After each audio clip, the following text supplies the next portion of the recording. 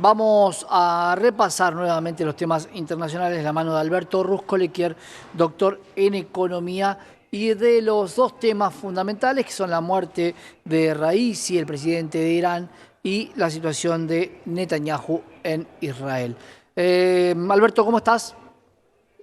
¿Qué tal, Santiago? Muy bien. Bueno, la Bueno, verdad que los temas que vos estás planteando están, ujú, por supuesto, dominando la agenda internacional el día de hoy en todos los países del mundo.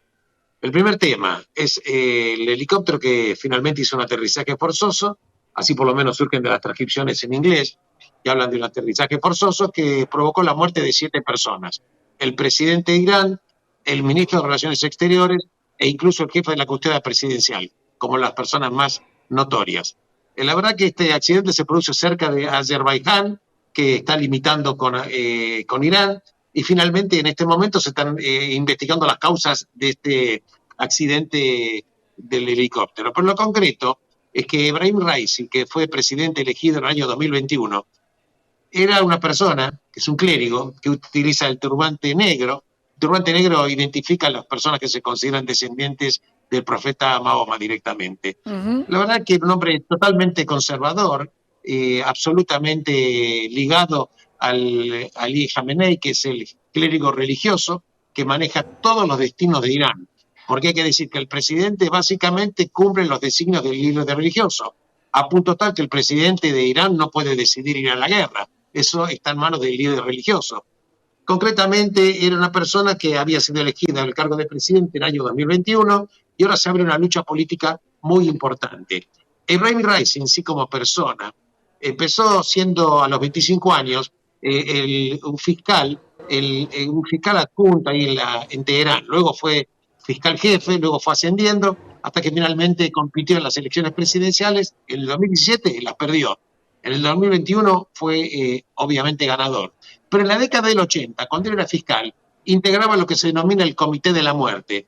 Esto implica que él era uno de los 4 jueces que condenó a muerte a 5.000 personas que eran enemigos políticos del régimen iraní, a punto tal de que fue acusado por crímenes de lesa humanidad e incluso por Amnistía Internacional. Finalmente, obviamente, el hombre siguió ascendiendo y ahora se abre una lucha política por la sucesión. Insisto, hablar del presidente de Irán es fundamentalmente hablar de la persona número 2 que ejerce el poder, luego del clérigo religioso.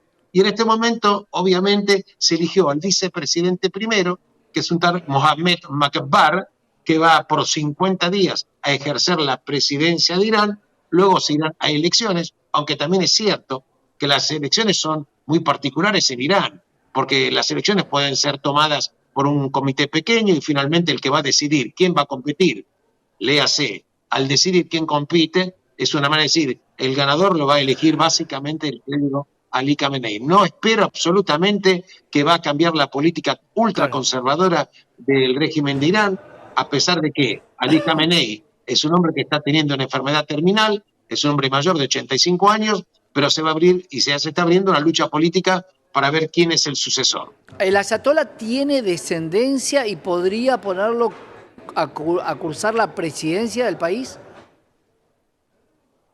No te escuché bien la pregunta. Digo, ¿Puedes repetirla, por favor? ¿el Ayatollah Sí, tiene descendencia o tiene familiares que sí, disputarían la tiene un presidencia? hijo. Sí, tiene un hijo que se llama Moctaba, que también ejerció, bueno, dio a entender de que él también quería ser el sucesor de su padre. Claro. Todo podría, todo podría ser, Ah, porque la verdad es que finalmente el que va a decidir el destino de quién va a sucederlo a Khamenei, esto en la medida que esto suceda antes que él fallezca, va a ser el propio clérigo Henri Khamenei. Te insisto, Santiago, que no veo que haya ningún cambio de régimen, por más que Raisi sea reemplazado por un nuevo claro. presidente, salvo que la oposición interna en algún momento, así como en el año 1979 reventó el régimen del Shah Reza Pahlavi, eventualmente también por un tema determinado, en algún momento este régimen islámico teocrático desaparezca. Pero por ahora no veo que esto suceda. Trascendió que eran 3 helicópteros. ¿Es una cuestión protocolar? ¿Era una cuestión de custodia del presidente iraní en función de los sucesos con Israel? ¿O era mucha gente que había ido a ese evento cuando ellos Mira, la retornaban verdad del que evento?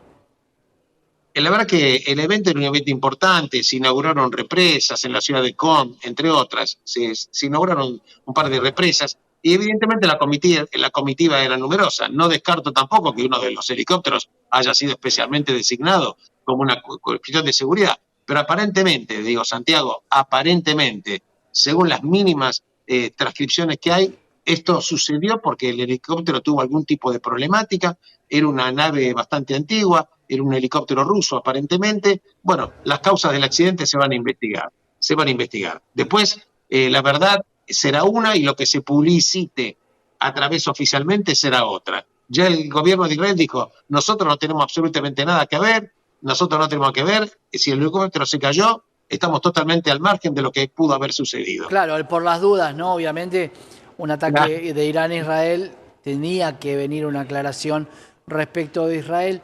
Y hablando de Israel, ¿qué pasa con este pedido de captura o de arresto a Benjamín Netanyahu?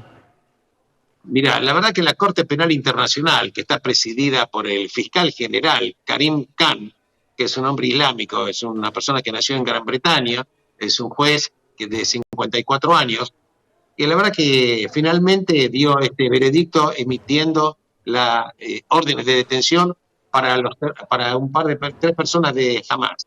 Uno de ellos, Yahya Sinwar, que es el número uno que dirige Hamas dentro de la Franja de Gaza, pero también dio órdenes a otro, Dave, que es un acrónimo del nombre en árabe, y también al brazo político, que es Haniyeh, órdenes de detención. Pero también es cierto que decretó órdenes de detención de una manera inédita, ahora te explico por qué, contra Benjamin Netanyahu, primer ministro, y también contra Yoav Gallant, que es el ministro de Defensa. En principio, tenemos que saber lo siguiente, Santiago, que la Corte Penal Internacional nace por el Estatuto de Roma el 17 de julio de 1998. Bien, quiere decir que el Estatuto de Roma únicamente obliga a las personas que son signatarios de este estatuto. Por ejemplo, Estados Unidos no está en el Estatuto de Roma, Israel tampoco está. No hay que confundir la Corte Penal Internacional con la Corte Internacional de Justicia.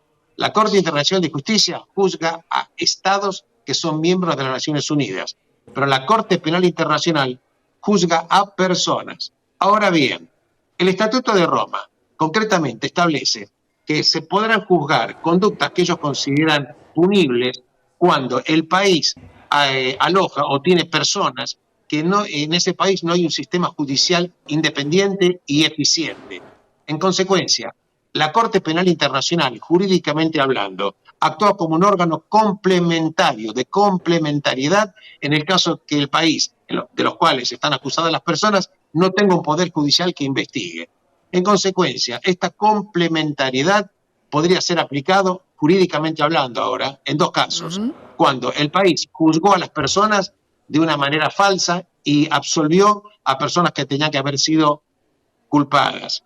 Esto se denomina en derecho una cosa juzgada írrita, o sea, una cosa juzgada pero falsa. Claro. O también cuando las personas que están siendo acusadas directamente nunca le fueron a hacer juicio. La verdad es que en este momento, mientras vos y yo estamos hablando de una información oficial, pero no hay nada de eso. No hay nada de eso, no hay nada de eso. Y la verdad que el propio gobierno de Gran Bretaña hizo un comunicado condenando la emisión de las órdenes de captura para Netanyahu y también estuvo en contra del gobierno norteamericano, el gobierno checo. Ahora bien, la solicitud del fiscal general no es todavía definitiva. ¿Por qué? Porque hay todo un mecanismo recursivo dentro de la Corte Penal Internacional que ahora tiene que actuar una sala que se denomina una sala de cuestiones parlamentarias, que está integrada por 3 jueces que representan a 3 países. En este momento, los países representados en esa sala de los 3 jueces, que también tiene que analizar la opinión de Karim Khan, un país es Rumania, el otro es México y el otro es un país pequeño africano, se llama Benín. Y después eventualmente hay otro mecanismo recursivo. Ahora bien, el daño político para el gobierno de Israel ya está hecho, obviamente, y además poner en un paripasu a terroristas que atacaron, por ejemplo, al Estado de Israel, esto es independiente de cualquier, si te gusta o no te gusta Netanyahu, yo no hablo de ese tema, Obviamente me parece una locura. Hay que entender lo siguiente, ¿cuáles son las bases que establece Karim Khan? Y ahora voy a darte un segundito. Primero, Israel le dio históricamente a la Franja de Gaza, de la cual se retiró en el año 2005, le proporciona luz, le proporciona agua y tiene permisos hasta el 7 de octubre, digamos, hasta el 6 de octubre entraban 21.000 palestinos de la Franja de Gaza para trabajar en Israel. También había permisos de trabajo para la gente de Cisjordania. O sea, que si la Corte establece que hay un genocidio, que es la acusación, vamos a ver qué es el genocidio de acuerdo a los parámetros internacionales. El genocidio se tipifica de acuerdo a los parámetros internacionales cuando se atenta contra una etnia, contra un grupo religioso, contra un grupo específico. Fíjate que esto no se da, porque además de la ayuda alimentaria, agua y luz, también es cierto que en Israel viven 2 millones de ciudadanos israelíes Claro. que son árabes. Quiere decir de que no se puede acusar ni por religión ni por etnia, por supuesto, porque los palestinos también son árabes, no existe la etnia palestina, se lo denomina palestino, pero la etnia es árabe. Entonces no tiene ninguna base fundante, pero ¿sabés qué pasa? Que la verdad que la Corte Penal Internacional está totalmente imbuida de presiones políticas. Recordemos que Karim Khan en su momento fue el subsecretario de las Naciones Unidas. Recordemos también en consecuencia que Karim Khan, que también tiene denuncias para considerar hace años contra los talibanes en Afganistán y no opinó absolutamente nada. Claro, no opinó tampoco respecto de las acusaciones contra Maduro en Venezuela. ¿Qué te quiero decir con esto?